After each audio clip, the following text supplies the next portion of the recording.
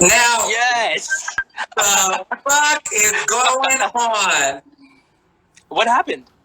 This is my mom's phone. I said, let me use your phone real quick. So I am going to go to Sprint and cuss them out. Yeah, bust down that door. That's wild. Dude, Does your mom have the same kind of phone?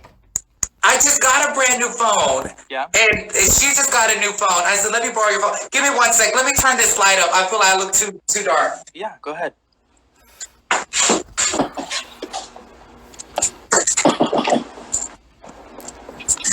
Alrighty, honey. How's it going? It's going well. Oh my goodness. Thanks for joining me. I'm just so overjoyed. This gives me hope. Now I know it's something with my phone, and I'll be at Sprint. I was telling you, I'm with you. I have to get a new phone too because I have kind of the reverse problem. My audio has been shitting out when I try to call people. They can't hear me sometimes, so I have to get a new phone too. I can't stand phone problems. This is a brand new phone, and this shit's like $1,000-some. Yeah. Horrible. Well, thanks for joining me. Thank you for having me. I'm so happy. I was just outside on my porch doing some video work for some of the fans out there. And I said, you know what? I want to be outside with nature. I do not even want to be inside this house in these walls. It was a beautiful day today. Oh my gosh. It's like a carrot dangling in front of a donkey, right? It's so weird. It's like, go outside, but then there's coronavirus and you're like, ah. Yeah. Are you in Dallas? I'm in Dallas, born and raised. Yes, I live in the hood. I live in Pleasant Grove. Right on. A couple people were, I told when we were waiting for you, people didn't realize you were from Oak Cliff, and a couple people were excited about that. So I'm so from Oak Cliff. So, are you with family? You're isolating with family? Yes.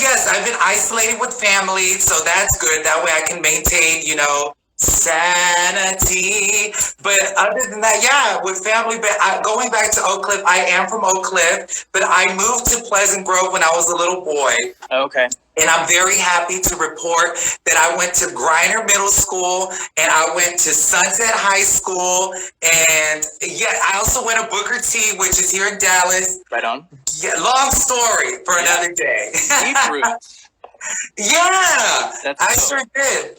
That's dope. Well, for those of you who just joined us or are not familiar with Chris, he was on Netflix's The Circle. It was kind of like this breakout reality show. I think there was a European version first, right? Yes, there definitely was. But the American version aired, the first season of the American version aired, was it early this year or end of last year? New Year's in January. January, yes. Yeah.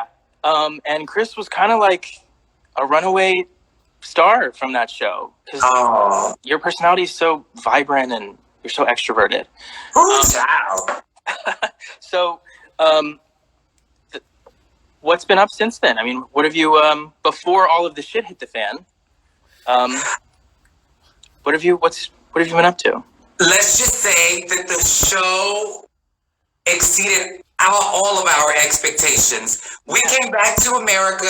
We had this big secret we could not tell anybody, and it debuted in January on New Year's. What a phenomenal way to begin the new year, considering that last year I started 2019 in an emergency room, being hauled to the hospital in an ambulance because I thought I was having a stroke. And so talk about, cheap liquor. Stop drinking cheap liquor, everybody, okay? Shit fucked me over. Can I cuss on this show? Of course. Honey, cheap liquor fucked me over. And I was headed to Glorious, which is a restaurant here in Dallas. I started feeling real sick. I started feeling numb everywhere. Next thing you know, I'm like telling my brother, call the ambulance. They picked me up from behind the Glorious restaurant and haul my ass to Parkland, where I found out that I was dehydrated and so on. And so starting 2020 on The Circle, it's like, man, God really has a great sense of humor, because talk about day and night, how that just flipped. And so we come back to America. The show blows up overnight. It becomes so huge. We're on Times Square on the big jumbotrons. Oprah Magazine, People Magazine, boom, boom, boom. Social media continues to blow up, especially right now because of the quarantine. The circle has just found a new life, even bigger. Yes. And so for me, before this all went on, the quarantine really grabbed a hold of the world. I was getting ready to actually go on a mini tour. I was going to go speak at colleges about my faith and my experience in the LGBT community and being someone of faith. And a lot of that got postponed. And I'm hoping and praying to God that the upcoming dates that I have booked do not get canceled, certain prides and all that, because I want to go out there and I want to talk to the people and I want to do my thing. Before the circle, that's what I did. I used to work as a morning pop news reporter in the morning here in Dallas on the CW. It was a syndicated morning show. I was the pop culture guy. I'd come in every Wednesday to talk shit about pop culture. And then before that, I did like an internet radio show for about 7 or 8 years. And so I'm like a modern day Forrest Gump. So I'm ready to go out to the world and show people what I do. Yeah. No, that it is kind of a bummer that right when you were kind of hitting a stride with the circle, all that shit happened. Yes. Speaking of that, and you kind of mentioned this, you were almost kind of like prepared for this a little bit with the circle, right? I mean, similar experiences, I would imagine, except for the fact that you're not maybe not have cameras filming you, but right? Do you feel maybe you kind of had a little bit of preparation for this being on the circle? I joke that I feel like my entire life I've been prepared for something like this. When I was in high school, I was in ISS for 31 days. Bad joke, long story. And then after Booker T, when I went to Sunset, I had to catch up on a lot of my credits. So I was in a sub-building of Sunset High School where it's called Reconnect. You can't talk to anybody but for at least 10 minutes. Every hour, you're there doing your work in solitude, either on a desk or on a computer. And I was there for a whole year. So 31 days ISS being a crazy ass, and then a whole year of Reconnect. And then I go on the circle, and now I'm in an apartment by myself. And so I'm like, Lord, I feel like you've just been preparing me because I'm really good at being by myself. Me and my thoughts, I meditate. That big ass notebook you see me having on the circle where I'm reading through it, that's me meditating all the time. And I'm Gooch. Like, I'm pretty good. It's just me and my thoughts. So the only difference with the circle and the real world, what's going on now, is there, you know, it was a TV show. Here, unfortunately, this is so serious and people are sick and it's beyond. I've never lived through anything like this. I never. And it's weird because a few months ago, I was watching CNN retrospective on the 80s, and they have one whole episode dedicated to the AIDS epidemic. And I stopped and thought to myself, oh my gosh, I wonder if this is what it was like in the 80s, where no one knew about AIDS, where it was coming from. Everybody was, you know, paranoid and frightened in those days because of the ignorance and lack of knowledge. And this is my first time living through something so big. Of course, it doesn't compare with AIDS in that way, but you know, it's something we don't know. What is it? And it's pretty tricky. Yeah, and it's crazy because we're like what? I mean, at the first case, I think in China was back in November, at least that we know of, and now it's made its way over here, and we're only, I don't know how you feel about this, but we're only 6-7 weeks out of isolating in Dallas, and people are already trying to go back outside. I'm like, you know, Texas is opening up tomorrow. How do you feel about that, by the way? Well, we're living, I don't want to get too political because, you know, child, I feel like all day, every day, all we hear is politics. But I will say we have to vote for people that believe in science. We must vote in people that believe in science because I'm tired of people hiding behind faith as a way to avoid facts and science. I'm a man of faith, but in the Bible it says we have to, you know, stay close to knowledge, embrace wisdom.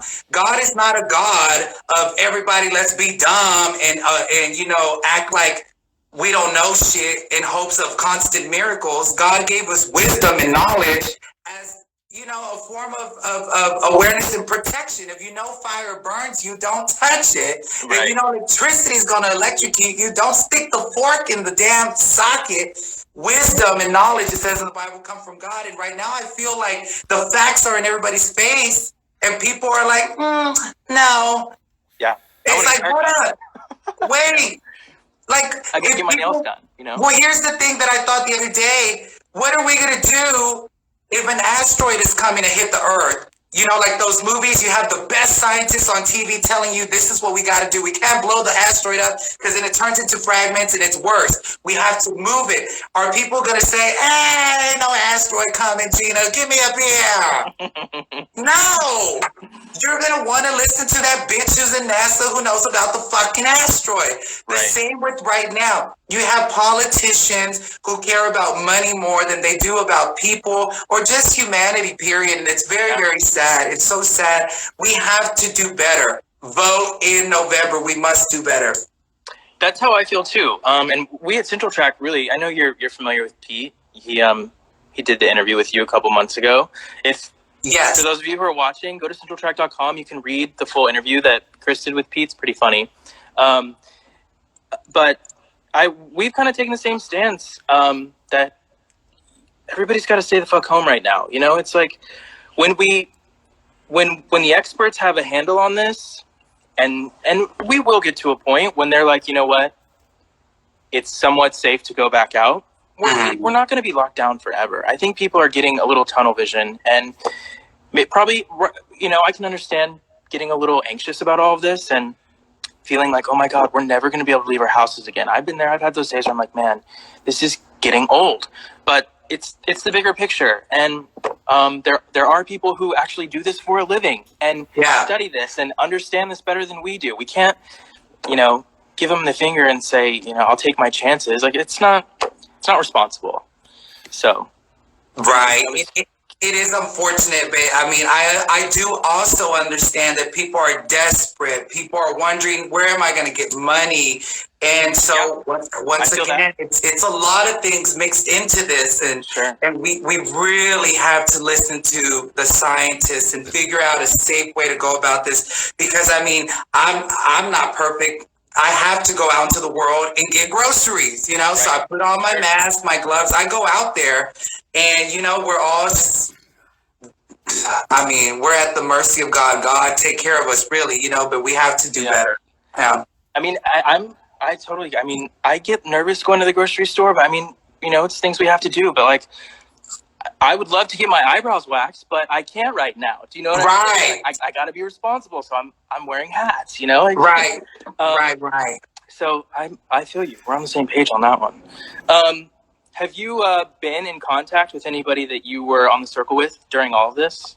Oh yes, I talked to all the other cast members. We have a group message chat on Instagram, so we tap in and we talk to each other every now and then, and I love having them to rely on because this is just so ginormous, so big, you can't even prepare for something like this, and so it's fun to have them. I always tell everybody in interviews, it's like being in a band and you get to like rely on your bandmates for support and all that, but I'm so proud of all of them kids. I mean, they're out there doing what they do. Sammy just launched some merch, Joey, Shabam, and it's just everybody's doing their own thing to the best of their ability right now because of quarantine. Right. Who out of everybody are you most closest with? Oh, you see, I'm very honest. I talked to all of them, but I think closest would be, I talked to Sammy, Joey, Shuby. I talked to Seaburn the other day. He called me. I think the top five were the closest, but of course I still do talk to Sean and everybody else whenever I get a chance through social media, however, but yes, I think out of everybody, I think me and Sammy are like this, yeah. You guys were my two favorites. I was telling everybody before you joined, I only watched up till, I think, episode 6, maybe, because Pete was like, you got to watch the show, you got to watch the show. I'm not a big TV watcher, but of course, when someone's from Dallas, I'm like, all right, it piques my interest, you know? So I watched up until episode 6 because I think at that point, the new episodes hadn't been released yet. Yes. So I watched up until episode 6 and I was kind of excited, and then I forgot and I finished on an episode with a really big cliffhanger. I don't remember her name, but it was the girl who came toward the end, and she was catfishing everybody, and she decided she wanted to tell all of you that she was catfishing. Sean. Yes. Yes. And it was such a big cliffhanger, and I was like, oh my God, I'm going to make sure I tune in next week, and I never did. But Pete, I just told Pete one day after I was like, man, I forgot to watch it. Just spoil it for me. And he told me who won and how it played out. But it was a lot of fun to watch. I mean, and you're so like vibrant and extroverted. So I was glad that, you hate when you watch, at least I do, reality shows, and someone's from Dallas and they're kind of whack. It's like, come on, I was rooting for you, but you are the opposite of that. You've been so much fun.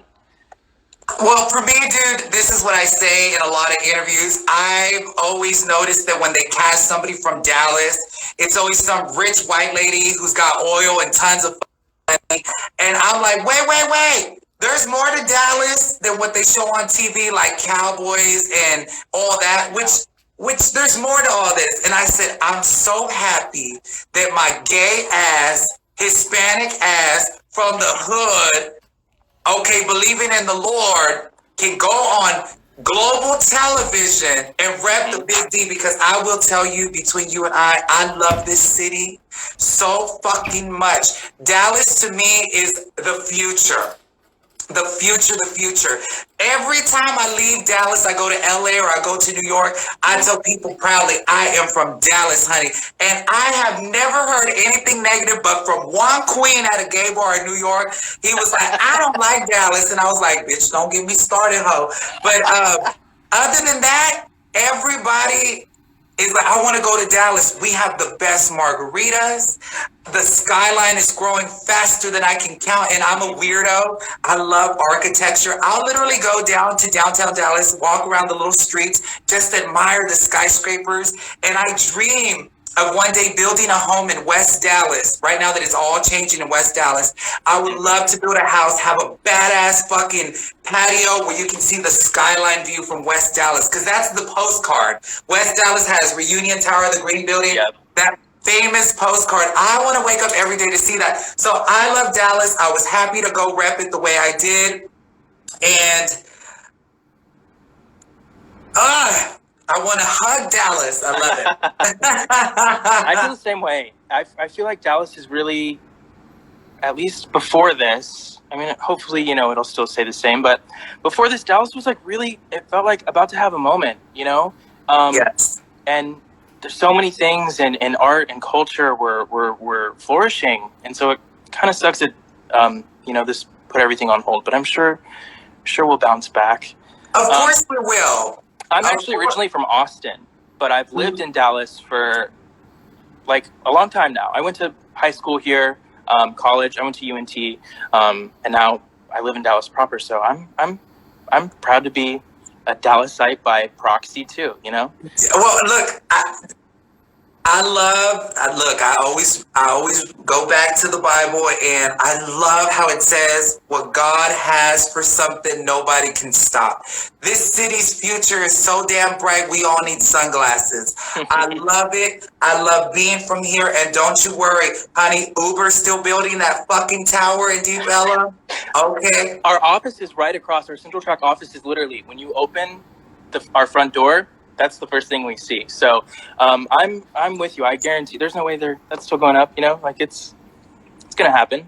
And you have to remember, I mean, we live in a world, unfortunately, where people, businessmen, they're going to make that money, and they ain't going to let nothing stop them. I mean, look, they're trying to open up the economy in the middle of a pandemic. People are going to make that money. Yeah. So, hey, we're good. We're going to be all right. I think we have a couple questions from people. Let me see what. Okay, this is a fun one. Have I come to Colombia? No, I have never gone to Colombia. Shout out to everybody in Colombia. I send y'all my love. I have friends from Colombia. I love Shakira, and I have the biggest crush on Maluma. Oh my God. Send me Colombian water. I need some of that beauty that y'all got down there. Shit. This person just wants to say hi. Hello, Jay Dubois. Hi, love. I send you all my love. This is fun because all these interviews, we never get the time to actually go through all the comments that are just private. Have I ever been to San Francisco? No, I've never been. I want to go. I've never been to San Francisco my entire life. Never. And I've never been to Florida. I want to go to Florida. Yes. I've never been to San Francisco either, but I would love to go. I've been to Florida, though, but not the fun parts. I've never been to Miami. I've been to I would love to go to Florida. Now I want to go to San Francisco, and I want to see. Is it called the Castro, the neighborhood over there? The Castro. Yeah. I want to go over there, walk the streets. I want to frolic with the gays. I want to have a good time. I love going to the neighborhood. Every time I go to any city, I'm like, we're going to the gay bar tonight. You just got to go scope it out. And you, where all have you been? Because I know Dallas is considered to have like one of the best neighborhoods in the country. Yes. Which is kind of surprising because we're in the South. Yes. But what are your favorite bars over in Oakland? Okay, I'm not getting paid, everybody, to say this. This is out of love. This is out of my heart. I love in Dallas the neighborhood TMC. And I say this because since the beginning, TMC, when it was just a little dive bar in the old lesbian bars location, they transformed it to TMC. I would go in there with my friends when no one really would go in there. It was very kind of empty. We'd post up at that old wooden bar that used to be right in the middle as soon as you walked in. And we would drink and dance and kiki. And as the months went on and on, people would start following me and my friends. Where y'all going? We going to TMC. And it would just grow and grow and grow. You can ask the owner, Mikey, the manager. He'll tell you, he's like, Chris, I feel like you and your friends made this bar start popping. I try not to share that story because I'm not trying to stick a big feather in my hat, but he even tells you that. And so they treat me so kindly. They're like family. I walk into TMC. I go straight to Robert's bar. Robert already has my cocktail waiting. And honey, I have had so many fun nights there, and I'm a patio patty. I love to sit in a patio. I want to kiki and talk to all the people that come and say hello.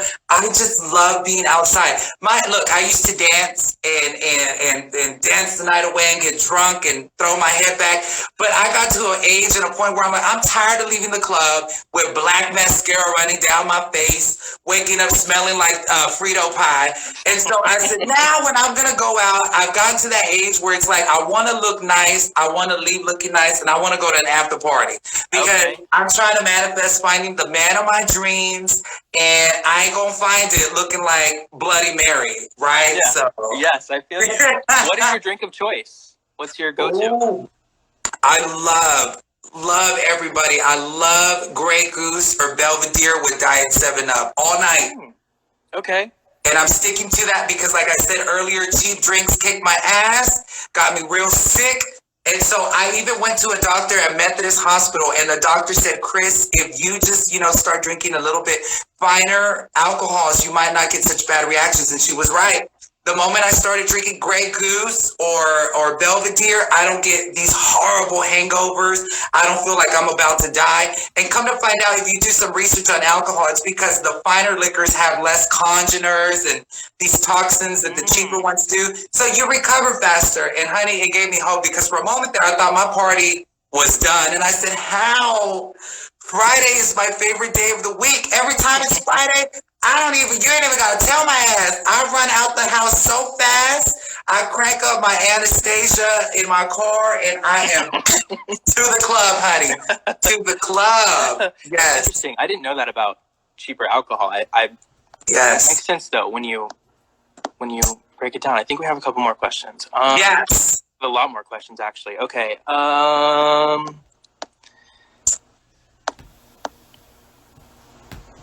Hi, everybody. I'm looking at y'all right now. An interesting question. What part of Mexico is your family from? Love you, Chris. Love you too, darling. Thank you for the love and support. My dad is from Durango, Mexico. He grew up in a tiny little town called San Bernardo, Durango, population 600, maybe 1,000. His house was made out of adobe bricks. There was donkeys out in the yard, chickens. I mean, poverty to the maximum. My dad's family migrated from Germany in the early 20th century when Mexico was giving out free land. So my dad looks white. He's got green eyes. His grandparents, they all look white and spoke German. All my aunts and uncles in Mexico look like white people. I came out brown because of my mom. My brother came out light skinned because of my dad. I didn't get the green eyes. Maybe it was the Lord's way of humbling my big headed ass. I'm in the and same not boat. big headed as in I got a big ego, but look at this head. It's literally huge. My brother says I have a big watermelon head. So No, I have the similar, well, not issue, but my dad is white. Blue eyes, like blonde hair, all American white guy, and my mom is Mexican American and like tan and 5'2", you know, like very small little Mexican lady. And I didn't get the blue eyes. I'm a little bummed about that. Or the good. You're lucky. You at least got the nice skin tone. Look at me. No, baby, you're lucky. This is years. Last night on Twitter, I was ranting about how I took Accutane. It took years of Accutane to clear up my skin. As for the tone, I mean, that's all because maybe I don't go out in the sun too much. But baby, no, you look tan. I'm like, look at me. Oh, this is contour and highlight. Don't be fooled, honey. It's a mask of makeup. We have more questions. Let me see. Let me try and find a good one. Oh, here's one from Pete. This is a good one. If you feel comfortable, rank all the bars on the Strip in Oakland. Ooh. Okay. Number 1, the best bar, TMC. Number 2, I love going to the Roundup because my homeboy worked in there and he would always hook it up. And shout out to Sassy and Frank and everybody up there. Number 3, Frank. Yes, Sassy and Frank, honey, and motherfucking Roundup. Lady Gaga performed in there. Everybody, come on.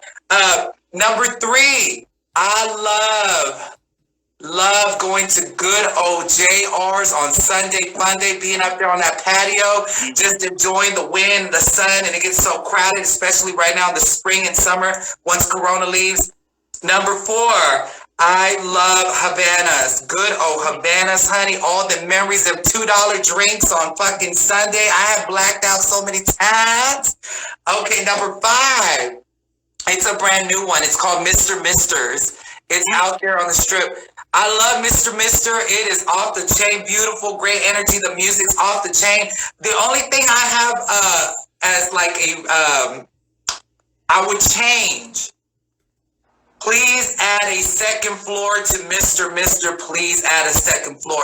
It gets so crowded. I can't walk through the people like, excuse me. And I would love for them to add a second floor just to free up some energy up in there. And then everything else falls into its place bar-wise. Like you got Woody's, you got Alexander's. I love being on the patio, like I said. So TMC, hands down, big-ass patio. Yeah, cool. Yeah. I actually have not yet been to Mr. Mister, but that's what I've heard is that it gets pretty crowded. That's a good idea, though, adding a second floor. It's a good spot to do that, too. Yes, and a special shout-out to Caliente, which is not on the Strip, but Caliente... Yes, Caliente on Maple Avenue, honey. Latin bar. If you like Latin daddies and you want to see gay people from like all South America, Mexico, Latin, honey, Caliente. Go get you a piece of that Latin pie. Okay, here's another good one. Worst thing of the circle, love from Argentina. Hola, Argentina. My goodness, is the air beautiful down there. The worst thing about the circle, I would say, well, it was hot. Fun fact, it was hot.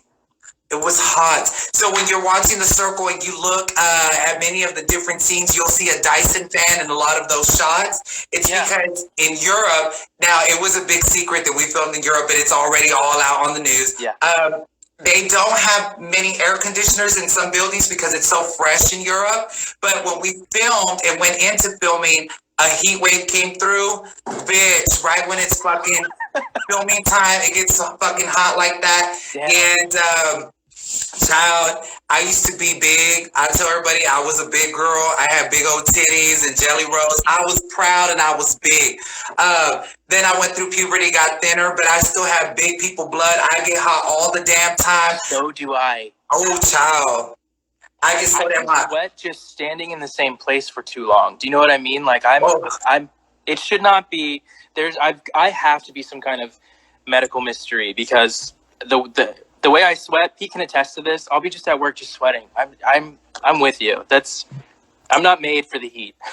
Oh, baby, me neither. Look, let me tell you, in my room, I sleep with the ceiling fan on, the air conditioner. I have a fan that's air under my blankets.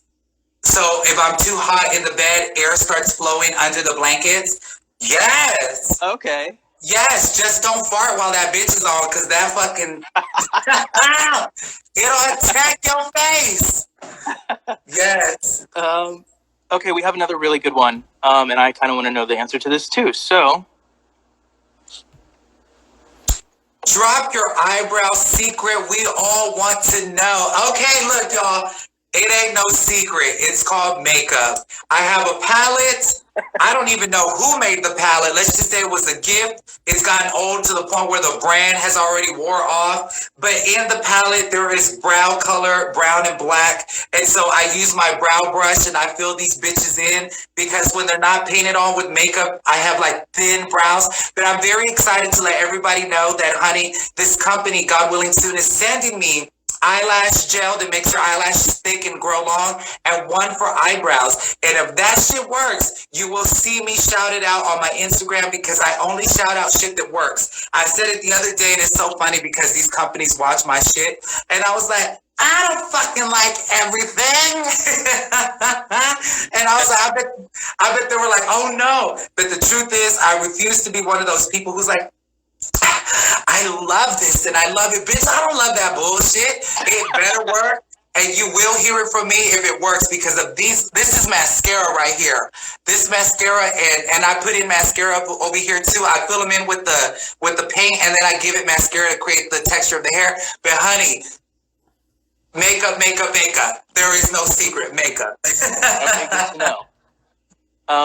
Let's see. Oh, I want to ask you a question. You mentioned this in your interview with Pete a couple months ago, and you don't have to answer if you don't want to, but I just thought it would be a funny question. You mentioned that one thing you wish you would have done differently was bring a vibrator to the circle. Are you prepared this time? Do you have a vibrator? Honey, I do not have a vibrator. I do not have a vibrator, nor would they let you use a vibrator on the circle. Really? No. Them cameras are on 24/7, and this is not a triple X kind of show. Could you see that? That would be so buck wild. Like the circle after I was like, ooh. Really? Huh? Even when you were sleeping, they kept the cameras going? Yeah, those cameras are on all the time. They only turn them off when you're going to use the restroom. And so I joke, it's literally a joke, you guys. I joke about bringing a vibrator because you're in isolation so long that you're like, damn, bitch, can a hoe at least tap the tap, you know? But no, do not bring a fucking vibrator if you get on the circle round 2. They're going to throw your ass on another show where they pay you maybe a good $100,000 to do something, and that's it. Okay, we have a couple more questions. Let me see. Feel free, honey. I have no rush. Okay, good. It's a good one. Who is my favorite person on the circle? Oh my goodness. Okay, now that I know everybody, of course, you know, I love all the children, and no, I'm not trying to sound like Montel, but I do love all the children. I think when I was there, though, playing the game, the person I had the greatest connection with was Mercedes Karen. She came and visited me on the show. We filmed many scenes together. Of course, they didn't make it on the show, but me and her, man, we were like this. At one point, she started talking about a mutual person we know. And I said, look how small this world is, that I'm all the way in fucking Europe, and I don't even know this girl. And she knows somebody that we both mutually know, which is internet superstar T.S. Madison. And I said, how the fuck? And so we started kicking and talking about T.S. Madison. And so it was a sense of being at home talking to Karen, you know.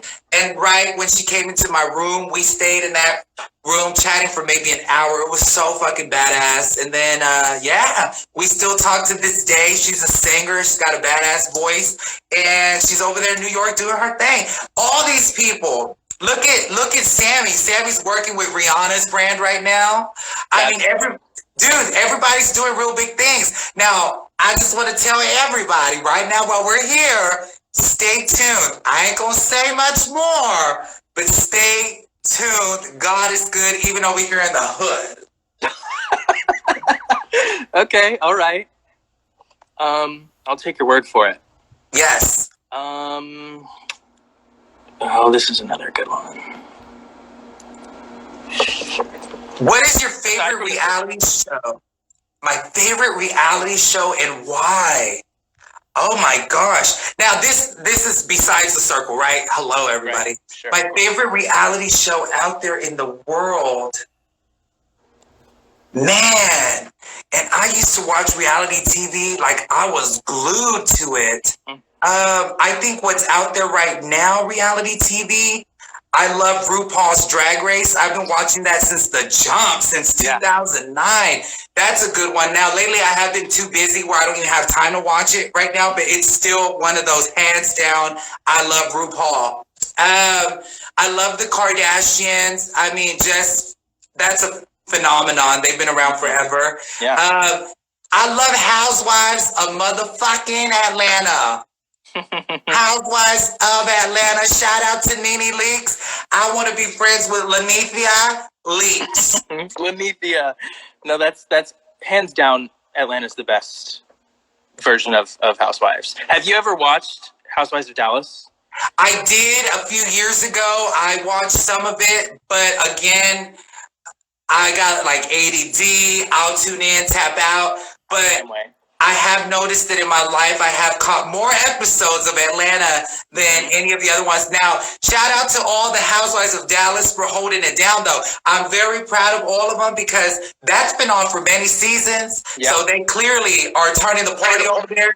I was once at a function with Alyssa Edwards, and some of the housewives were there. And so I got to see like Leanne Locken, but from a distance. And now it's weird that fast forwarding time, now I'm on a reality show. It's like God is so, come on, Jesus, putting my ass on reality TV.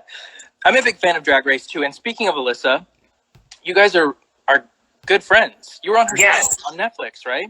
Yes. How did you guys meet? I met Alyssa about 10, 11 years ago.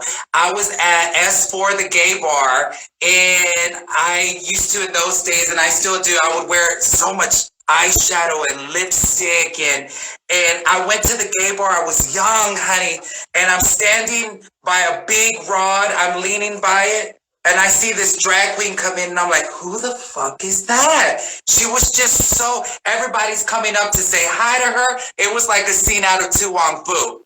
And so I kept that mental note. This was around the time of MySpace, when MySpace was really popping. And so the next time I'm at the gay bar at S4, the same one, she comes up and says hello to me. She's like, you're that boy on MySpace that does all that makeup. And I said, yes. She's like, I want you to paint me. What? And I said, oh my God. And that's when I got to know who she was and blah, blah, blah. And I always had that in my spirit. As the years went on, every time me and her would run into each other out in the world, the club, anything, she would always say hello. Always say hello. Always keep up to date with what I was doing on the internet, because back in those days, my career started on MySpace. I used to be on Stickcam, all that good stuff. Long story. And so as the years progressed, we just got closer and closer and closer. And we started, our circle kept getting us closer to now we're literally family. She lives down the street from me. And House of Edwards, I'm blessed to have traveled with her all over the freaking country. I'm there every holiday, barbecue. I mean, we're literally family. We travel together. We work together. And when the opportunity for her to have her own reality series presented itself, she called me. She said, Chris, bitch, I need you to be in this motherfucking show. And I said, girl, you know I will.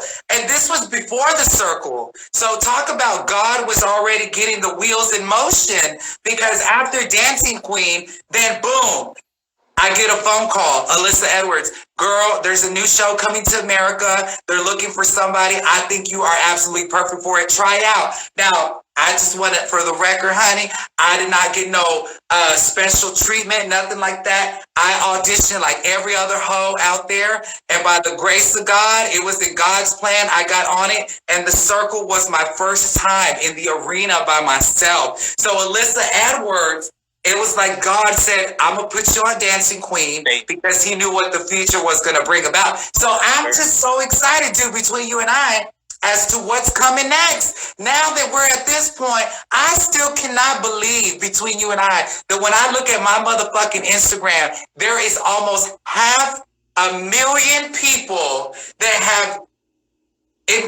taken the time to want to follow my journey or invest in what the fuck I gotta say and do. It is just the most mind-blowing thing.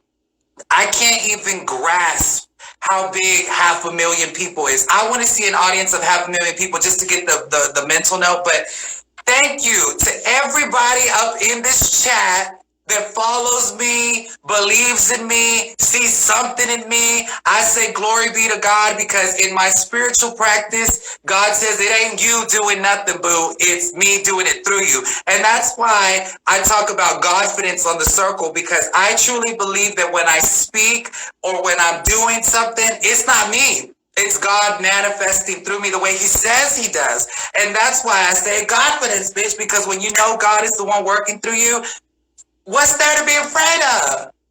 Fling your arm if you want to fling your arm. It's going to land beautifully, honey. You see, it's amazing. Okay, amen. Let's see. Oh, here's a good one. Ooh! Who is my favorite singer? Y'all ain't even fucking ready. Okay. Hi. It cuts the children off at an hour. I don't know when they began this. I don't know. I was for everybody tuning in, I was just asked the question, who is my favorite singer? And I was about to just tell everybody why it is Christina Aguilera. So back in the year 2000, Christina Aguilera came out with Genie in a Bottle. I was listening to it on the freeway on my way to my aunt's house. It just was just so catchy, so revolutionary. And in that same year, it was announced that she was coming to the State Fair, Texas, to perform with Destiny's Child. What? Yes, honey. Destiny's Child opened up for Christina Aguilera in those days. It was like that. And so I went to the show. I looked at it and I left being so amazed by her vocal ability that in that moment I was like, I know I'm hooked with this woman. When her Stripped album came out, which was the follow-up to her debut, what a fabulous album that was. I remember that was around the time I came out of the closet. And so I would listen to The Voice Within, Beautiful, and all these songs on fucking repeat before it even came out on the radio. And so I've had the opportunity to see her in concert and so much. And I think I love her so much because she was that soundtrack during such a weird time for me coming out and exploring new things. Now, that's number one. Okay. Number two, in 2004-ish, I was listening to an infomercial, and this infomercial would come on so much all the time, but for some reason on this specific day, it really caught me. And there was a song that kept going, I'm out of love, set me free. And I was like, what is that? And I looked it up on the internet, and it's from an artist named Anastasia. And so I fell in fucking love. Like, I got bit by the Anastasia bug. And so since that moment, I started researching her and listening to her music. She didn't become big in America, but she's huge in Europe and in Australia. Do you know who she is? I do know who she is. Oh my God. Okay, so I became obsessed. And I've been jamming out to her music since then. Left Outside Alone and everything. Now get this. I really believe in the Bible verse that says, ask, believe, receive, and God will give to you. Because I would tell everybody one day, that's going to be my friend, one day. Well, honey, about a good 3 weeks ago, I think, I was up around 3 in the morning and it says, Anastasia's following you. What? I almost fell the fuck out of my bed. I could not believe it that she's following me. And we chatted a little bit on Messenger, on Instagram, the private messages. Yeah. And I'm just so blown away, dude, that it manifested. Now, I still want to be good duties with her. I want to get to know her better, but I love her music. And another manifestation that happened too was with Jay Manuel from America's Next Top Model. Yeah. We went live together the other day, and I used to have pictures of him on my MySpace in my locker in high school. And I said, I love Jay Manuel. I want to be like that when I grow up. I want to be something like that. And to think that now me and Jay Manuel know each other and are kicking, and I'm just like, God is so good, everybody. Y'all got to have faith. You got to keep believing. God is just so amazing. I'm a big fan of Christina Aguilera too, and I would just like to say, I feel like this doesn't get discussed enough. She's so underrated, even though she's like one of the best vocalists alive. Yes. On the face of the earth.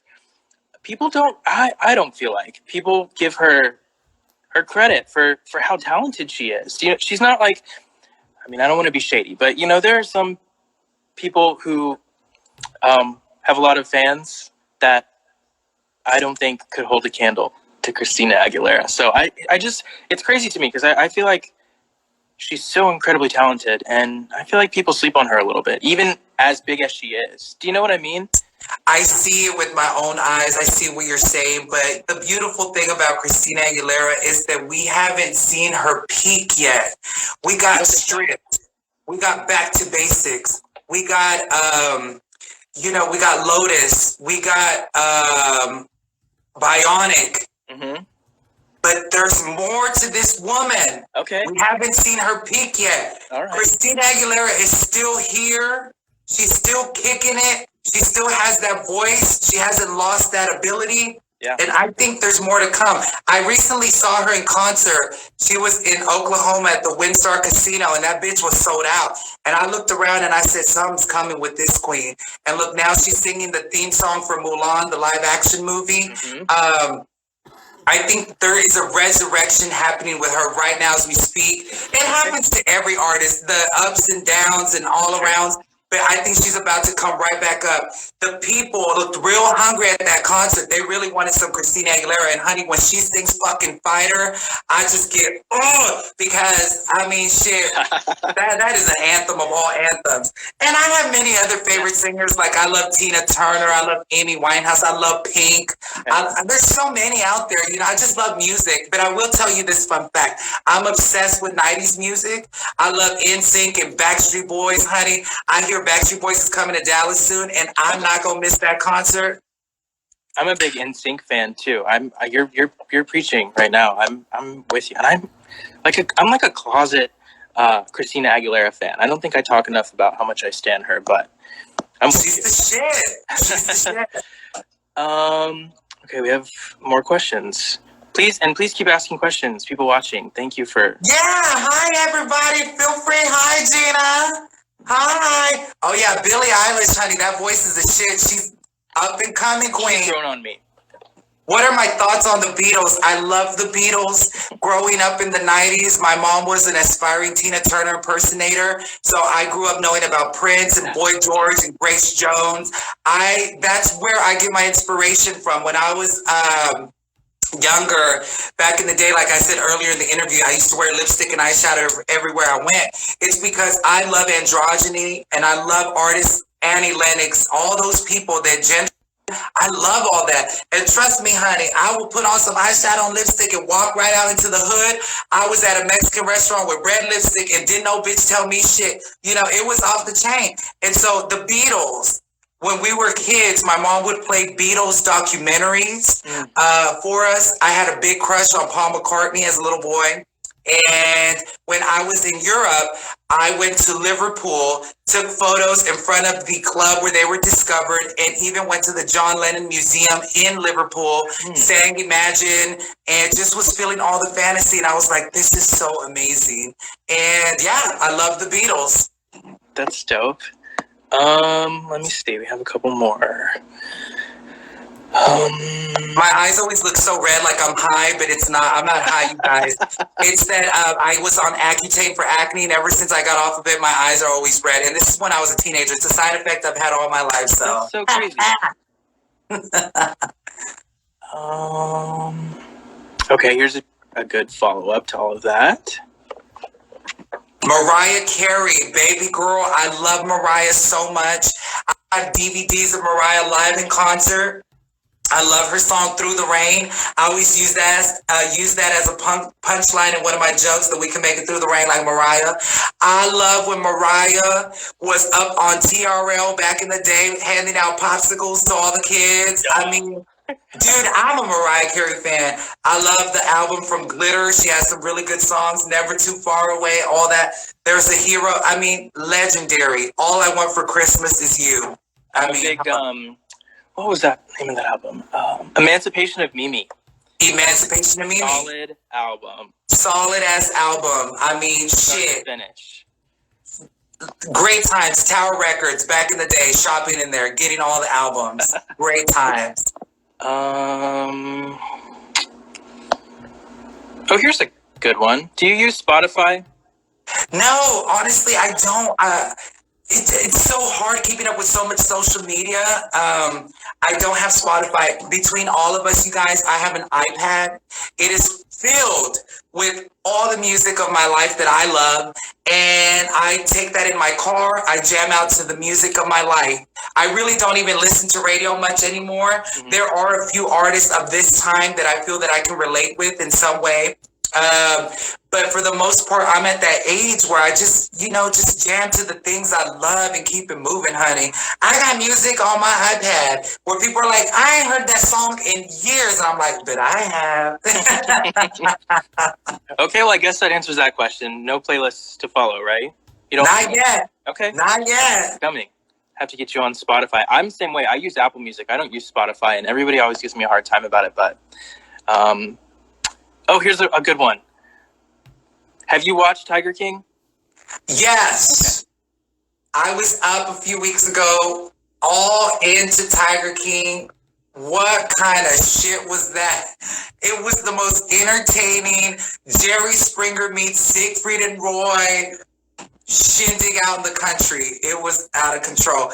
Do I think that Carol Baskin killed her husband? Let me tell y'all how small the world is, folks, between all of us. I was on Twitter and I was giving my 2 cents. I said, I'm not perfect. Before I'm going to say anything about anybody, I'm going to let y'all know, bitch, I ain't perfect. But Miss motherfucking Carol Baskin, honey, I feel like there are secrets. You know, I'm just telling you what I'm seeing from the TV show. Sure.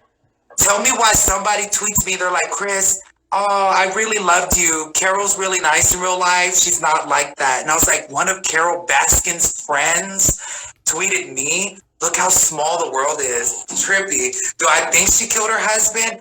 I feel like the show, honey, has led all of us to think some crazy shit went down, like he got eaten by tigers. It ain't me throwing stones and casting judgment. The damn show made us think that. Yeah, blame the show. Sure. So I want to motherfucking see season 2. I want to know what's going on. I actually this is like blasphemous at this point, but I still haven't watched it. I've only watched like clips that people have posted from it on Twitter and stuff, but I'm inclined to believe, and I probably shouldn't say this being that I haven't watched it yet, but I'm inclined to believe that something happened there. Well, go home, get you a big bag of popcorn and a beer, and get ready for the shit show of all time. It's crazy too, because like I've seen people like taking sides in that, but the reality is there's not a good character from that. You know what I mean? None of them seem like great people. Like based on what they showed us, you know? You will be glued you will be glued. Okay. And I hear that there's people that are calling for the release of Joe Exotic. Yeah. And here's what I thought while watching it. Carol Baskin is supposedly running a tiger sanctuary where tigers come and the people are like, this is the best tiger sanctuary in the world, or blah, blah, blah. But when you saw Joe Exotic's place, it looked so much better than her place. Her place looked like some rusty-ass cages for these tigers. It looked real broken down, bootleg. And so they make him seem like he's the bad guy and she's a saint because of how she's marketed herself to the people. But the truth is, Miss Thing, you're doing the same shit. You're making money off these tigers just like homeboy over here. And you're trying to get him closed down while you're stacking coins. So, I mean, I say free all the motherfucking tigers. Leave them over there where they're from and keep it moving. The circus closed down. Close this up. Come on. He's in the prison that he's in, too. I think it's in Fort Worth. Did you know that? Yes, I heard he's locked up in Fort Worth. I'm sure a lot of our homies are over there locked up with him, too. So. Oh, here's a really good one. Good local question. Oh, my favorite restaurant or business in Oak Cliff. Ladies and gentlemen, if you like authentic Mexican food, straight up Mexican food, it's called El Rincon Tapatio on Jefferson. They're open for takeout right now because of Corona. Go support them. It's a little hole in the wall that's been there forever. They have the best chicken fajitas. You will not regret it. And I also love Gloria's in the Bishop Arts District. Honey, 2 of them margaritas, and you are throwing your head all the way back. Shit. Are you not? You're not still. You don't have like any PTSD from what happened there, right? At Gloria's? Yeah. Isn't that where you were at when you Oh yeah, no, PTSD, no. Okay, good. No, I truly look, anxiety between all of us, anxiety from what I've learned in my spirituality is nothing to fear. And I'm gonna tell y'all from experience because I never suffered with panic attacks. I never had that until that was my first one in the ambulance behind Gloria's. And then after that, I would experience them where my hands are going numb. My face feels like sand. Your hands get tight. Your heart's racing. I've had so many panic attacks now, but I'm learning my body, and I was having them because of the cheap alcohol, the dehydration. My body would react in a way where it would go into full-blown panic attack mode where you think you're about to die. But I did extensive research. Of course, everybody's different. But I said, Chris, you have 2 options. You're going to be afraid of this or you're not. And so I look at anxiety and panic attack, and I ain't afraid of none of that shit no more. If I get a panic attack and I'm driving with a bad hangover, I'm literally laughing now. I'm like, bring it on, bitch. And I'm driving home and my hands are numb. And I said, fuck this. Now, this is me reading what psychologists have said. Psychologists, if you start reading what they say about panic attacks, they say that it's pretty much harmless. It's a physical reaction going on, but you're not going to die from anxiety or anything like that. Now, I know some people would argue me and say, you know, it's harmful, but if you go Google and you type in panic attacks harmless, so many studies from, you know, well-known doctors say that it's not. So I took that and I ran with it. And then spiritually, if you want to look at anxiety from a spiritual standpoint, God says that the devil can't harm you, can't touch you. Spiritually, anxiety is fear, afraid, control. And so I ain't afraid of none of that shit. I know God's in control, and we have to, as believers, listen to what he says and let his word trump and be bigger than our thoughts, our feelings, our emotions. So we really rely on him as an anchor. So I've had panic attacks and shit, no PTSD, honey. I look at all that and I'm like, it's for the birds. And I keep on moving.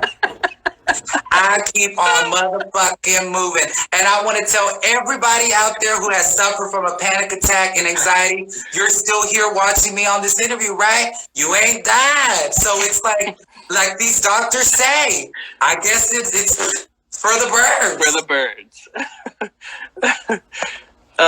Here's a good question. And I'm only choosing this one because I just tweeted about Janet Jackson literally like 2 days ago, maybe, because this is another person I think is so underrated. If I had big tits, I would have been just bouncing them titties like.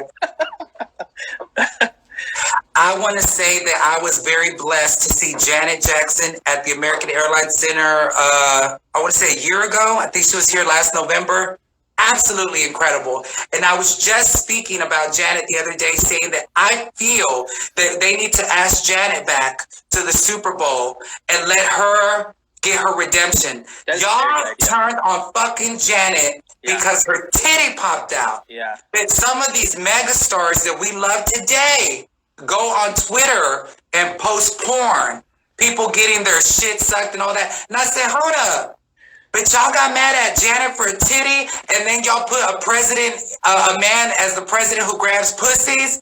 This world is a little backwards. Yeah. Janet needs to get her time back, and people need to apologize to her. She is a legend, an icon, and that little boobie, come on now. You have people out here showing more out on the streets, talking crazier shit. Janet, justice for Janet. Justice for Janet. Yes. I'm with you. Yes. Let's see what else we got here.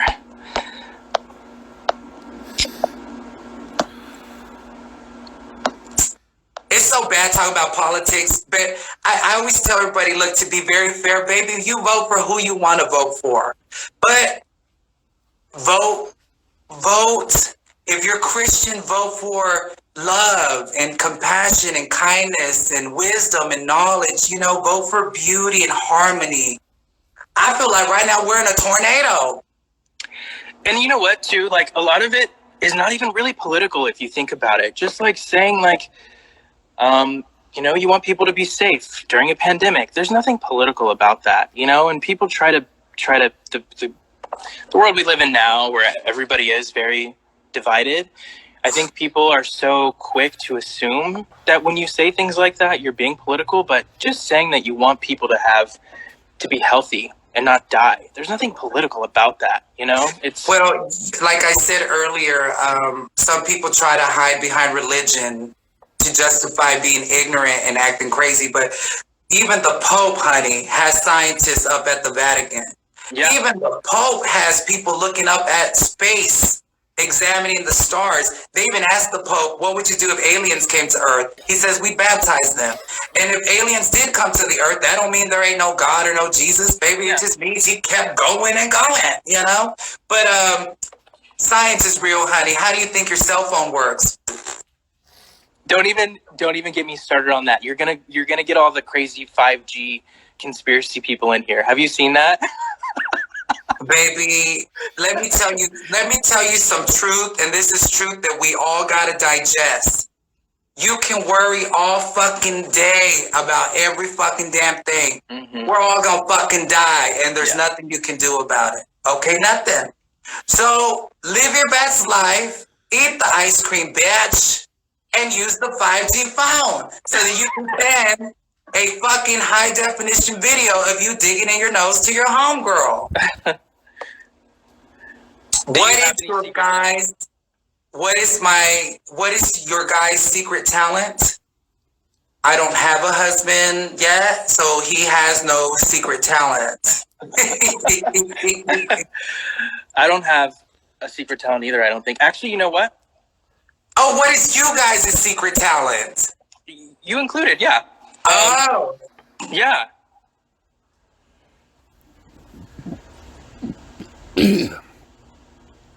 My talent is, and this is kind of funny talking to you, if there's one, I don't even know if this is a talent, but it's just intuition, I don't know. Intuition, I'm very good at predicting from the very first episode who will win a reality television show. Out of everybody. I have like a very high percentage of accuracy with that. I'm very good at that. I don't know if that's a talent, but that's what I tell people. That's a good one. Maybe you got that third eye, picks up some stuff, you know? I mean, I have other talents. Like I'm really good at drawing. That's something that I went to school to make better. I would say I draw well. I cook well. On a good day, I can sing well. Fun fact about singing, a few years ago, around 2009, I got a gold ticket on American Idol. And I thought, you know what? I'm about to pursue this and start singing. Yeah. I went to Wiley, Texas to do a photo shoot. These were around the days when I was a makeup artist here in Dallas. And I started losing my voice, and I thought maybe I got laryngitis. We were eating lunch, and my voice, even speaking, I couldn't fucking talk right. And I went to 3 ear, nose, and throat doctors after that, and they told me I had a vocal hemorrhage. So on a good day, the voice works. And hey, I tell people I am a singer, honey. I'm a recording artist. I have music videos out there. I have them all private, but I want to. Is that what you went to Booker T for? No, for Booker T, I went for drawing. Hi, Sammy. I see that you're. Is Sammy here? The one and only Miss Sammy is in here. My friend Cody is in here. Hi, Cody. I love you. The children are in here. I love Miss Sammy. I love that after the show, Sammy's like, I wanted to be your friend on the show. And I was like, I was waiting on you to write me. You know, she says, hi, honey. Yes, but I mean, it's so many times. I love to cook. I can eat spicy food beyond, honey. And it doesn't do anything to me. No. The hardest part about this quarantine for me is that I can't fucking cook. So it's been a lot of takeout for me. So I'm jealous that you can cook. Where do you take out food from? What do you like to eat? You know what? I've been trying to support local in Dallas with everything that's going on, small businesses. So I've ordered a lot of Cane Rosso. Have you had Cane Rosso before, pizza? No, that sounds like a drag name, Cane Rosso. It kind of does, doesn't it? It's so good. There's one in Deep Ellum. There's one in Lakewood. They have a few. There's a couple in Austin and Houston too, I think. And then I also like, where else have I ordered from? Tiki Loco in Deep Ellum. It's a vegan place. I'm not a vegan, but the food is good. What else? I know there's another place I've been hitting up a lot. I don't know. A lot of places. I love Serious Pizza in Deep Ellum. Them big ass slices of pizza, honey. Huge ones, right? Huge. Yeah. And it doesn't go to my ass. I wish it would go to my ass to make my ass so fucking fat. Look, one of my dreams is for my ass to be so fucking fat and have a tiny waist so that when I'm walking at the mall, someone's like, damn, look at that ass. I'm like, shut the fuck up. And then inside, I'm like, I know it's fat. You're fucking hilarious. One day. Here's a good one from Mary Tyler Morgan. What did you sing on American Idol for your audition? I sang a song called You'll Never Be Alone. It was a ballad. Here's what happened. So you get the gold ticket, you sign all these contracts, and then you come back another day and you sing a few rounds before you do it in front of, in those days, it was Paula, Randy, and Simon. And so I was told to sing another song, but my dumb ass went over there and decided to sing the same song like I was about that life. And so then I didn't make it past it because it was my fault. I should have listened to them. But it was a great experience. It's something I will always treasure. I'm sad that whatever happened to my voice did something to it. That now I always sound like this. I always sound raspy. I sound like Marge Simpson all the time. It's so weird. It's weird, but... No, go ahead. Sorry. No, it's weird, but I've learned to just embrace this new voice that God gave me. I read all the kind comments. People are like, I recognize that voice from miles away. And I'm like, well, maybe God said, Chris, you're going to use this voice for something else. I don't know. Shit. I think your voice I is can cool. get real loud. It is honey, it's raspy and I get loud, honey. And I know that all my life, even in school, I've always stood up for those who don't have a voice or are shy or nervous. And I guess God made me loud and the way I am to stick up for people because, honey, I'm not afraid. I'm not afraid to say what's on my mind. If I see fucked up shit, I'm going to say it, you know?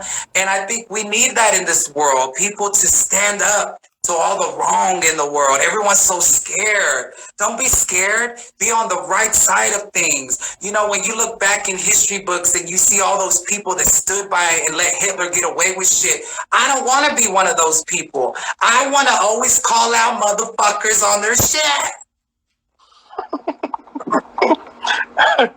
We've got a good voice to do it, so I wouldn't stress about your voice. I think it's cool. Thank you.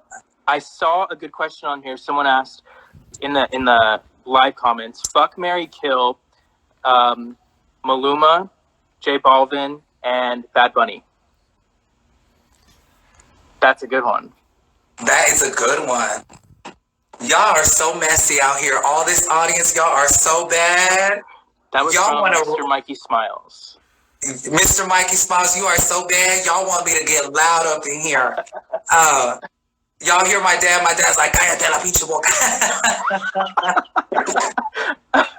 Okay. Fuck. Bad Bunny. Ooh. Okay. Ooh. Let me hold you tight. Mary Maluma. Ooh. Okay. Just blow my back out. And kill him with kindness. J Balvin. Okay. I think that's actually my same order too. I think that's what I would say for all three. Now, I love J Balvin, but I got to tell you, Maluma, baby, I don't know what beauty starship he was thrown off of, but he is one of the most gorgeous people. And let me tell y'all, people are so crazy up in this world. When I shout out about Maluma, and I'm like, bitch, Maluma's so fucking fine. Some people have attracted to him and they think the opposite. And I'm like, baby, are you what? Like, I think he is so fine. You know? I really He's like so fine. Bad Bunny. Oh, Bad Bunny is a very handsome man, in my opinion. And he's like androgynous. I think it's cool that he's wears nails and stuff, and is his own person. he kind of reminds me a little bit of my ex.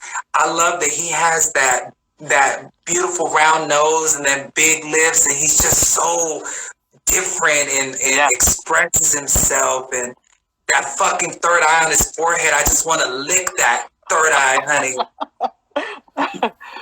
Oh, here's a good one. I'm interested to know. Will you start a YouTube channel? I already have one, everybody. I've been having one for many years. If you go to youtube.com/Chris Sapphire, you can catch up with everything I've ever done in my entire life, honey. It's all there for you to enjoy. Including your music videos, did you say? I have those on private, Okay. and I have them on private because a few weeks ago, a publication said Chris Sapphire releases new music, and they were talking about my music videos. I was like, wait, that shit is like 10, 11 years old. No, if I'm gonna put out new music, you will know, you will know. No. Okay. I will. I'm going to have to unlock them. Today's Throwback Thursday, so maybe tonight I'll unlock one of them so everybody can see it. Just keep in mind, I was young. We were having fun. It's not serious. We're having fun. Before y'all know the people want to go nuts. What the fuck is that? Baby. We were young. Let's see what else we got here. So many just now.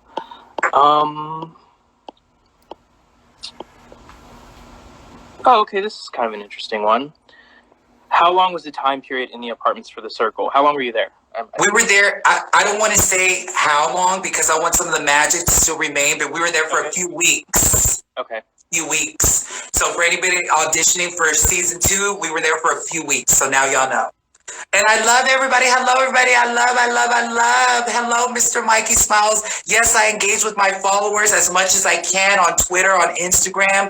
It's just a lot to keep up with because it's so much influx, And I'm not saying that to be like, but it really is like, it's a lot.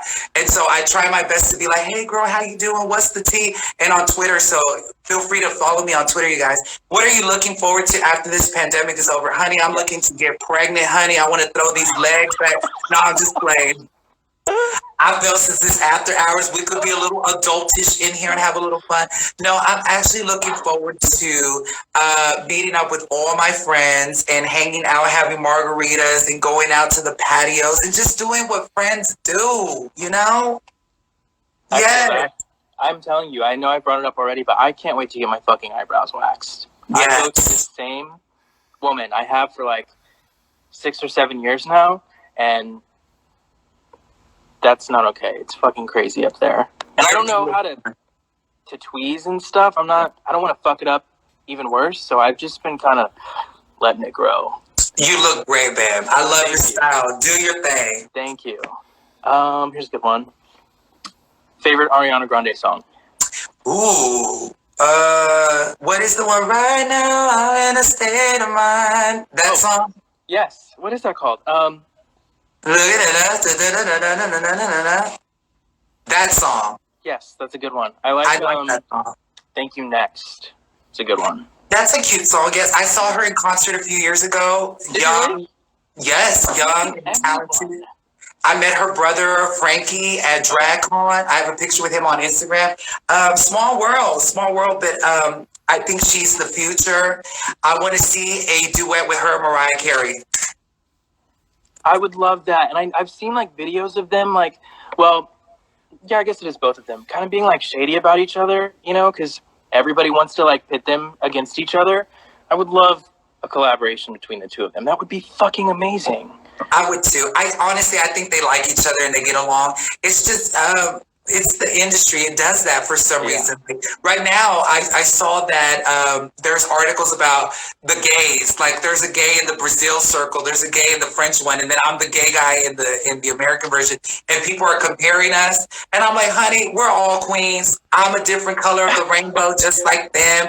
There's enough fucking pie for everybody to get a big ass bowl and go eat in a corner somewhere and live your best life. Do you have any pets?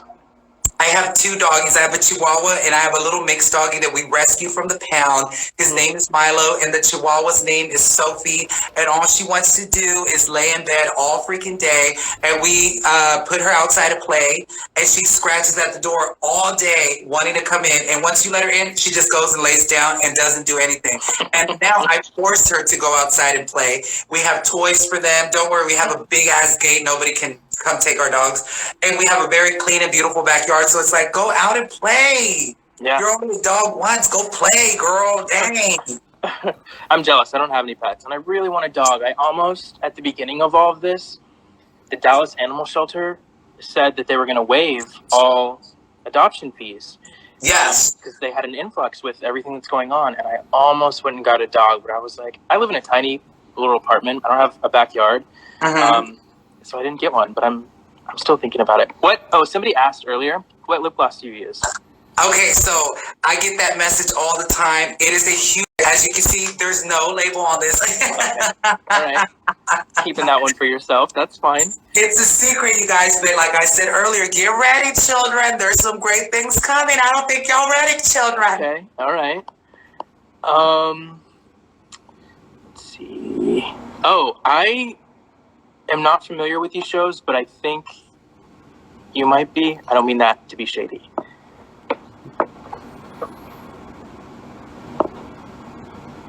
Punky, I've never even heard of Punky Brewster. Okay, Punky Brewster, I remember watching her when I was young. She's got the mixed match shoes. That should be cute. Excuse me, honey. That's them. Fajitas, honey. They want to say hello. And then Saved by the Bell. Now, if it's with all the original characters, Saved by the Bell, I say bring it back.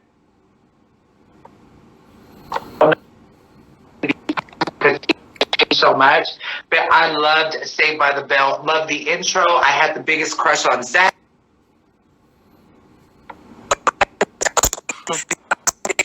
In the middle of the night, if you follow me on Instagram, is watching Degrassi.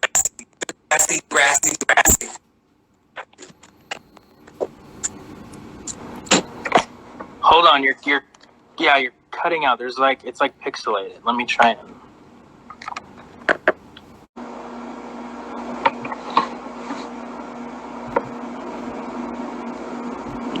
I am back, honey.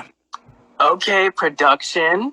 I am back. I said I'm going to bring my microphone and my headphones. That way I can hear you, because when I was in my studio, the volume was kind of low. So that's why I was so close to my phone, like, bitch. Mm-hmm. So, yes, I'm back. All right. With your name and everything. That's dope. Well, I wanted to order one that was professionally made, the mic flag, but because of Corona and everything's so slow. So I said, I'm just going to print it out and double stick it right there and just hoodify it. I couldn't even tell if you wouldn't have said anything. So. Oh, shit. Well, damn. No, well done.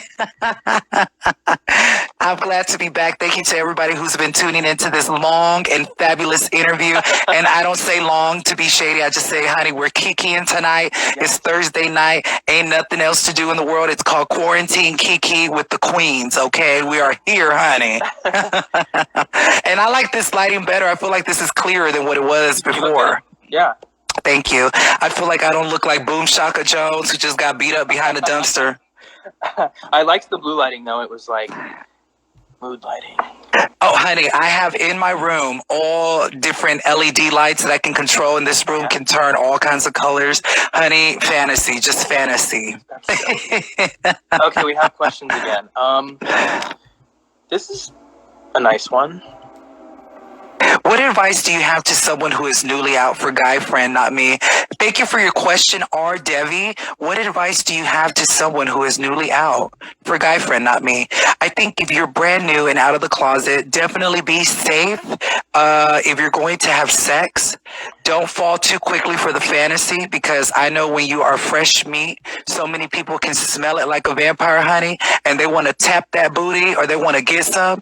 And I just want to say, don't fall in love too fast. Words are powerful, and yes, sometimes these guys know how to use their words, honey. You will want to get pregnant in a second, but do not. Don't rush a cake, let it bake. Play safely, explore, be smart, take your time. Don't rush it, honey. Don't rush it. People always wanting to rush things, like we're in a rush, honey. Enjoy life. Take it one day at a time. How do you eat an elephant? One bite at a time. There you go. Here's a good one, and I wish I could help with this, but I've never seen Golden Girls. Which Golden Girls characters are all the Circle cast members? Okay. Shit, let me see. Okay. Dorothy is the oldest, and I think that would be me, because I feel like I was, well, no, I wasn't the oldest, but in the top 5, like the first 5 us, I feel like I'm Dorothy. Blanche would probably be, I guess Sammy. What are their other names? It's Dorothy, Blanche. Fuck, I can't think of their names. I can't think of the name. I love Golden Girls, but I'm just totally blacking out right now. Tell me the names. It's such a thank you for being a friend. Sophia was the oldest. Yes, you're right. Thank you. Sophia, the oldest. Okay, so I'm Sophia because I'm the oldest then. And then Rose would be, I guess, Seaburn. Or you guys tell me, what do the fans think? What do y'all assign the role, honey? I'll play anybody, honey. I'll play all them hoes because I feel like I'm old anyway. The Golden Girls, Chola edition, Oak Cliff. Hey, Maria, tráeme la pinche chancla vieja. You give me, I've only seen clips on like Twitter and stuff of the Golden Girls. I've never seen an episode, but you give me, if I had to choose, the one that's promiscuous. Oh shit. I don't mean that shady. No, I'm down to be a hoe, honey. Come on. Which one is that? Yeah, which one is... People who are watching, which one is the one not Betty White and not the one with the deep voice, the tall one with the deep voice? The one...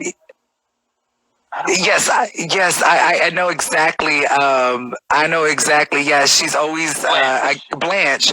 Okay, Blanche Devereaux is her last name, Devereaux or something like that. I'm down to be her because look, I tell people the last time I had sex, honey, was so many years ago. I was wearing Birkenstocks and brown sandals. I tell people the way things look, shit, I might just open these legs and create a powdered milk factory if we keep this shit up. Okay. Even after you got off the circle? Nobody was trying to hit you up? Girl, I know so many people. All my homeboys are so shady, all the gays. All my friends were like, girl, I know your inbox is blowing up. I said, it's really not. It's really not. And I wouldn't even lie about that. Like, I would tell y'all if my inbox was full of the human anatomy, but it's not. Of anything, I'm very grateful that a lot of people write me with really nice messages. It's a lot of drag queens, a lot of people from all over the world. And I love it. I said, well, that's all right. Shit, you ain't got to send me no dick pic. I'm down to talk to a wig wearing drag queen, honey. I feel like I'm a drag queen myself. Shit, I'm one wig away and 2 fake tits away from getting a job high kicking. So, shit, you know. If you were a drag queen, what would your drag queen name be? If I was a drag queen, my drag queen name would be Miss Thing. Miss Thing? Miss Thing. And you heard it here first, so if somebody steals it, you got it here first, bitch. You owe me royalties. My drag name would be Miss Thing because I want to be anything. Today, I feel like I'm looking like Missy Elliott in the I Can't Stand the Rain music video wearing that black trash bag. That's going to be me today. Tomorrow, if I want to come out looking like Gaga, looking like beef jerky, then I'm going to do that. You know, or if I want to dress up like a chola girl that's about to fight everybody at the lesbian bar, then I want to do that. You know, because you know the lesbians be fighting, honey. I love my girls. I love my lesbians. But when you go in that lesbian bar, you better duck, honey, because that bottle's flying right at you. So many times I've been to, or even just walking past Sue Ellen, they are knuckling up out there. Yeah, honey. Oh, baby, I love a good lesbian. I'm like, you better work, Gina, honey. She sure did say that about you. She ran into your fucking Jeep, girl. No, I'll just play. I love the lesbians. I love the girls. My cousin, bless her heart, she's a lesbian. She's off the chain. She listens to Celine Dion's greatest hits like me. And I feel like she's just the bomb. I love a good lesbian. And lesbians can drink beer really, really. Like, they always like Dos Equis. I have been to so many lesbian parties, and it's always Dos Equis. I said, are lesbians being sponsored by Dos Equis, or what is going on? Because I'm over here bringing Grey Goose, and everybody's drinking Dos Equis. I said, bitch, I'm like, I need to fucking put on flannel and just start playing pool or something. God, don't tell me that. I love Dos Equis is one of my favorite beers. I like Michelob Ultra, but if not, I like Dos Equis. And sometimes, I swear, this happens pretty often, more than I'd like to admit. People will come up to me and be like, oh, that lesbian, like talking about me because of the hair from behind. And I'm like, I know I don't look like a lesbian, whatever, but I'll take it, you know? And so now hearing that they love Dos Equis, I think maybe they're onto something. Oh, baby, I love when people think I look like a lesbian because I really do. Look at me. The hair? Yes, no, we share that. It's lesbian hair, I guess. I love it, shit. I love to, girl. I've been called everything in the book. That's why when I had the interview with Michelle Buteau at the end of the circle, I said I've been called ugly, I've been called fake, I've been called fat, I've been called beautiful, I've been called everything. The only thing I listen to is what God calls me. He says blessed and highly favored. So all these secondary opinions don't mean shit to me. So that's why I like to teach the kids. I like to tell the kids, don't ever get your confidence from people because people can sway like the wind. Get it from God because He doesn't change. And you will be strong as a rock. If you're going to let, say in high school, kids are so young and they're like, everybody loves me and they base their confidence on their popularity. It's like, baby, that goes away tomorrow. Then who are you? You know, so you got to know who you are in Christ, honey, and nobody can take it away from you. And we'll be right back today on the Potter's House. Yes. Club. Oh, honey, I want to go on them shows and be like, how y'all doing? I remember Jan Crouch with that purple wig. I would totally go up there and kiki with them. And I want to. I love me some Joyce Meyer. And I truly believe, and I say this to everybody, God loves every one of His creations. It says in Genesis, when He looked at all He created, He said it was good, okay? He loves who He created. The Lord hanging on that cross is a testimony to the love of God. Honey, we are all covered by the love of God. So don't ever let nobody try to take God away from you. That's antichrist stuff. God loves you. Okay? Because, look, God is not a liar. If the Lord says He loves you, some fucking bitch down the block can't tell me that the Lord says He don't. Bitch, okay, get up out my face before I spray your ass with mace. Get my big ass friendly pit bull. That actually answers a lot of the questions too. A lot of people in this question box were asking how you reconcile being a believer in faith and being gay. So that. Oh, do y'all want me to start? I will take y'all down the story. I will tell you the story right now. Do we have time? Let's hear it. Okay, so I was 14 years old. Everybody sit down, grab some popcorn, get a beer. Here we go. I was 14 years old. My scholastic life was lovely, absolutely fabulous. I had a great time in school. I was being bullied horrifically and mercilessly by grown-ass adults on the subway train and on the bus. I would get on and people would touch me inappropriately. They would threaten to beat me up. They'd follow me. I would get so frightened getting on the damn bus that I started sweating before I would get on the fucking bus. So after about a whole year suffering like that, at the end of that, I was about to be 15. I came home one day and I was going to commit suicide and call it a life because I was young. I didn't know how to control my mind. I didn't know about controlling the mind or any of that shit. I just knew that I was terrified of the world because everybody was out to get me adult-wise. So the day that I came home and I thought about ending it, I sat on my bed and I looked around and there was a book on my bed. And I looked at this book and I said, what the fuck is that? Because when you're depressed, you're in a horrible headspace and everything is horrible. Even people laughing pisses you off. And I looked at this book and I opened it and it spoke God for the first time to me, what it was to listen to the word of God. Yes, I was raised Catholic, honey, I was baptized, all the jazz, but when you're a kid, you don't listen to what's going on at church. You want to get out and play. I didn't know about what God meant or how it worked. That book introduced me to God, and it spoke to me in a way that I needed to listen, you know, because in that year of depression, I even went to a psychologist, and that bitch told me, you need to grow up. That was her fucking advice to me. You need to grow up. Well, bitch, I came here because I need to feel better, and your bitch ass is gonna tell me I need to grow the fuck up. That ain't gonna help me, Gina, you know? So God in that moment spoke to me, and I started reading that book.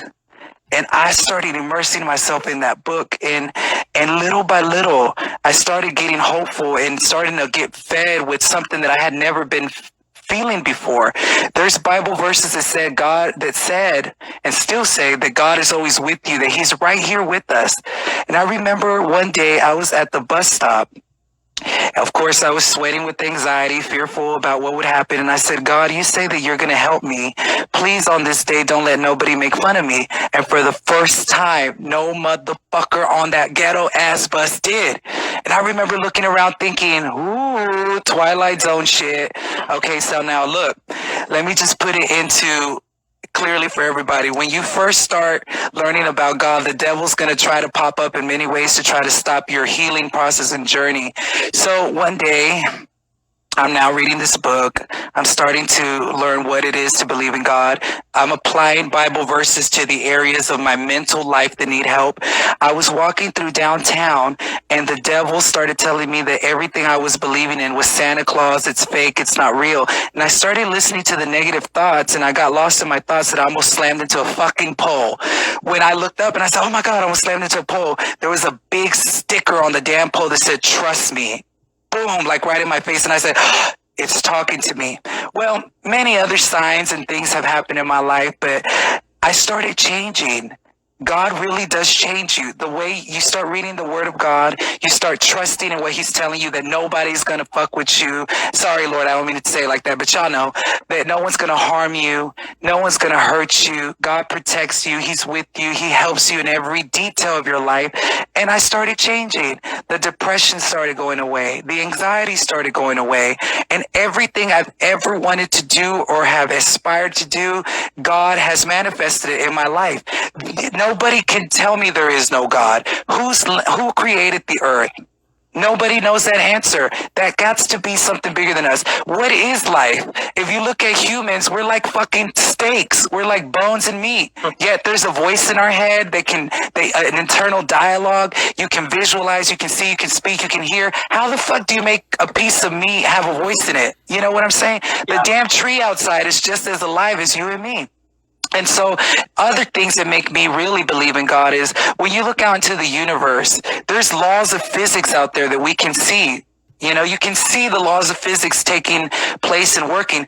in order for there to be a law, there has to be a law creator or a lawgiver. Who the fuck put the law in there?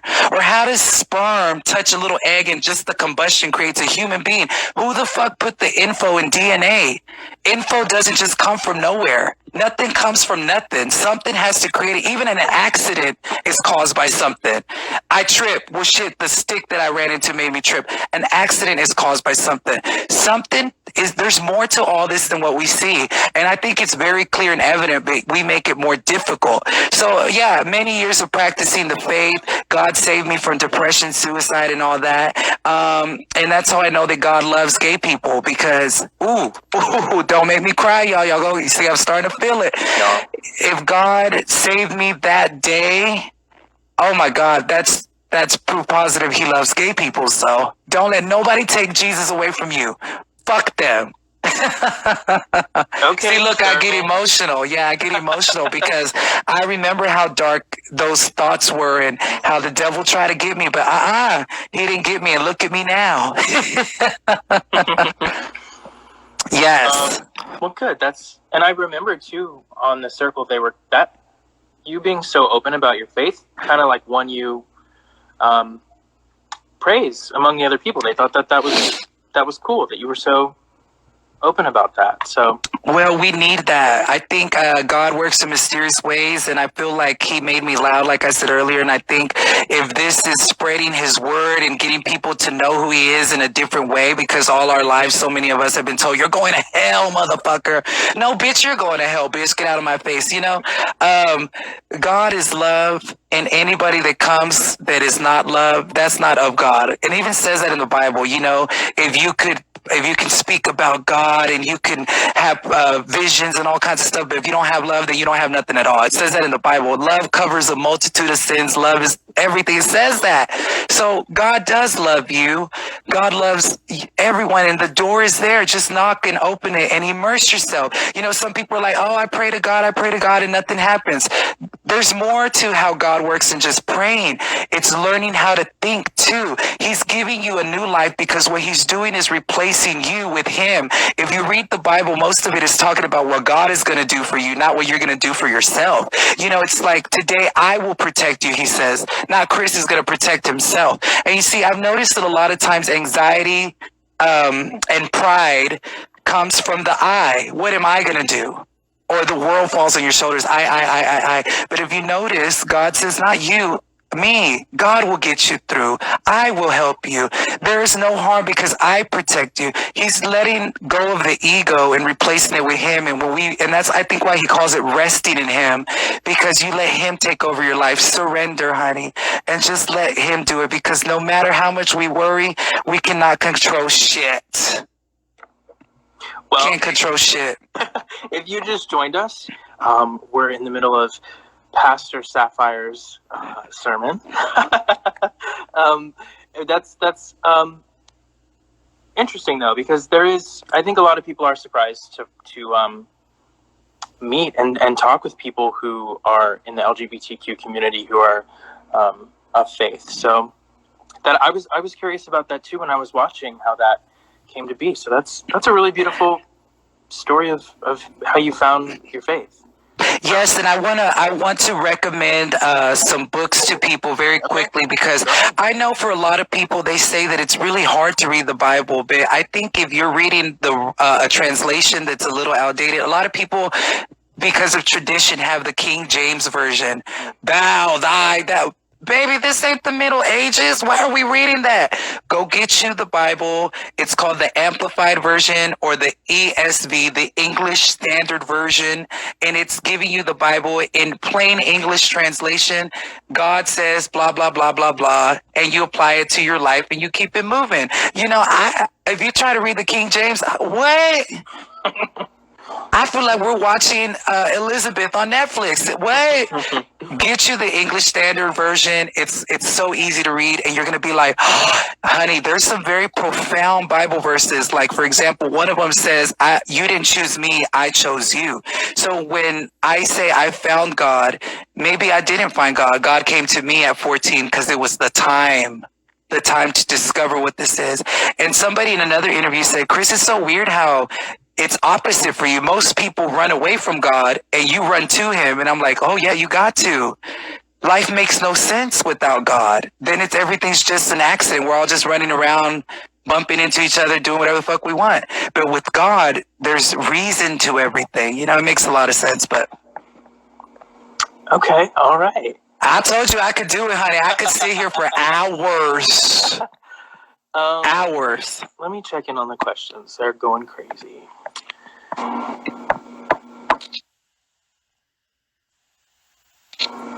Who favorite Disney character? Wait, what are they saying? What? Oh no, I'm just laughing because I'm like, I bet people are tuning in like, girl, I didn't know we were coming into the Boom Shaka Sermon Hour. No, yes, my favorite Disney character. I love Scar from The Lion King. Fabulous. And I love Maleficent. Look, I love Disney so much. Check out this mug I have with the Disney villains. It's Ursula and Maleficent and all the villains. I also have a little Maleficent Funko doll, and I have this from the 90s. This came out with when Aladdin came out. My aunt who passed away gave me this, and it's my only memory of her that I have, and so I cherish it forever. And I actually took this with me to Europe when we were filming The Circle, but because of licensing and copyright stuff, it couldn't pass. But that's from my Aunt Marcy. But yes, I love Scar, and I love Be Prepared in The Lion King. Such a fierce moment in the movie. He's such a queen. Scar is such a queen.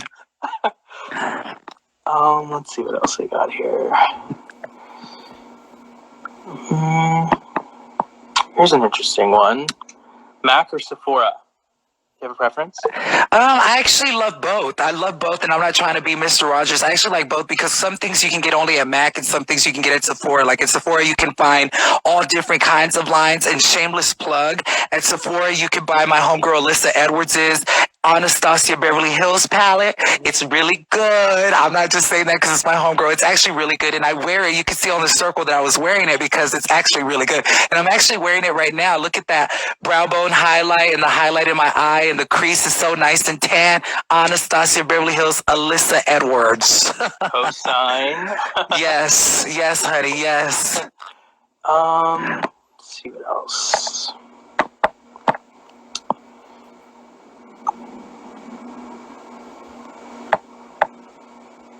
This is an interesting one, too. What was your biggest takeaway from being on The Circle? Oh my gosh, the biggest takeaway is that, like God says, he establishes our steps, and I'm at the right place at the right time, doing exactly what I'm supposed to be doing. I got to 4th place just being myself. I didn't put on an act. I didn't go in there cussing nobody out. I didn't throw no bottle at nobody's fucking TV screen or nothing. I mean, I literally went and just was myself. And I think it's so cool how The Circle has become such a big phenomenon. And it's different because most reality TV, it's bitches fighting and cussing each other out. Yeah. And this time, none of us were doing none of that shit. We were just posted up, being ourselves, and the world said yes. The world said yes. Did you feel, because, I mean, for viewers, because of, time constraints and edits and stuff, it seemed like you guys were, like, becoming very close very quickly. But was there more to it, behind the scenes that we didn't get to see? Because it came across, I was like, all right, how are they BFFs like that already? You know what I mean? I think a lot of that happened with a lot of the scenes you guys didn't get to see. I mean, there's so many times that alert goes off, alert! And you start talking to Sammy, or you start talking to somebody else, and that's how we were bonding and getting to know each other. And so that's why when you see it, so organic, because we were chatting. Look, when you're in The Circle, you're in an apartment with cameras and the game.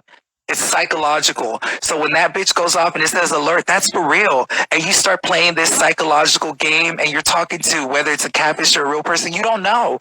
But I said for the jump, I don't give a fuck if these hoes are catfishes or not. I'm having a blast. And I was thinking to myself, I kept my eye on the prize. I said, Chris, keep doing this for your mom, man. Keep doing this for your mom. We grew up poor, Mexican, Latin experience. And I said, this is the opportunity of a lifetime. Show the world what God does. was, honey. And I'm so glad they're seeing that. And I feel like the future looks so bright, you know?